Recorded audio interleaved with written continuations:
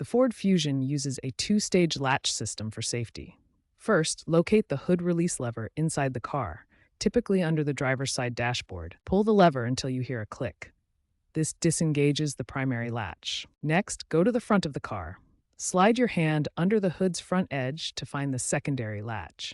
It's usually a lever or handle. Push it to the side, often to the left, and lift the hood.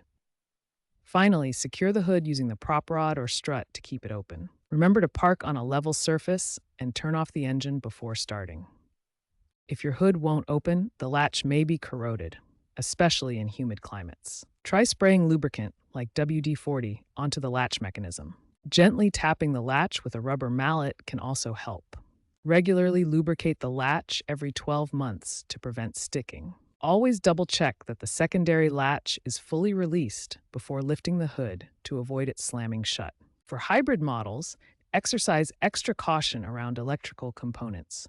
Consider disconnecting the negative battery terminal before working near them. If issues persist, consult a professional mechanic.